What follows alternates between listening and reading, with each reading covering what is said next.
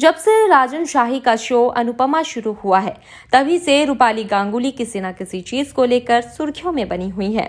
कभी उनके डायलॉग चर्चा का विषय बन गए, तो कभी शो के को स्टार ने उन पर गंभीर आरोप लगाए। अनुपमा सीरियल में काम कर चुके कई स्टार्स ने इंटरव्यू में कहा कि एक्ट्रेस शो में तानाशाही करती हैं और बहुत से लोगों ने उन्हीं की वजह से शो को अलविदा भी कहा है।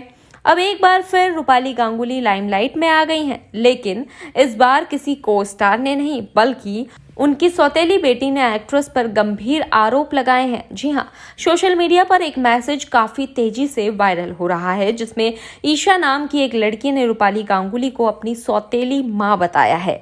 ईशा ने एक पोस्ट करते हुए एक्ट्रेस पर उनका परिवार तोड़ने का आरोप लगाया है।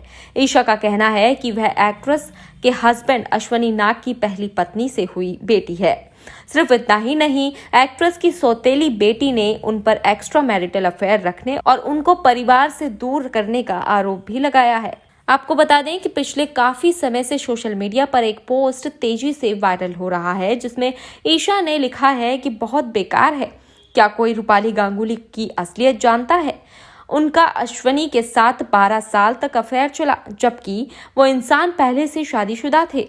अश्वनी की उनकी पहली पत्नी से 2 बेटियां हैं। वह निर्दयी औरत होने के सिवा और कुछ भी नहीं है। उसने मुझे मेरी बहन से अलग करने की कोशिश की, एक पिता को उनकी बच्चियों से दूर किया। इसके आगे ईशा ने अपने पोस्ट में लिखा कि मुंबई आने से पहले वह लगभग 13-14 साल कैलिफोर्निया और न्यू जर्सी में रहा करते थे। वहीं ईशा ने अपने पोस्ट में यह दावा भी किया कि रूपाली मानसिक रूप से सही नहीं है। जब भी मैं अपने पिता को फोन करने की कोशिश करती हूँ तो वह चीखना चिल्लाना शुरू कर देती हैं और मुझे और मेरी माँ को जान से मारने की धमकियां देती हैं।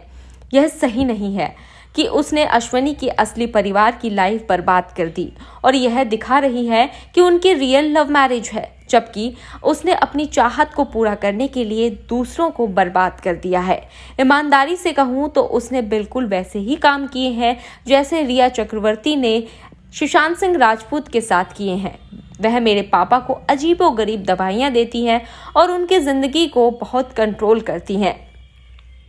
ईशा ने अपने पोस्ट में बताया कि मैं अब 22 साल की हूँ, लेकिन उसने मेरे पापा के साथ यह बेतुका और अजीबोगरीब अफेयर तब से शुरू किया था जब मैं केवल 3 साल की थी।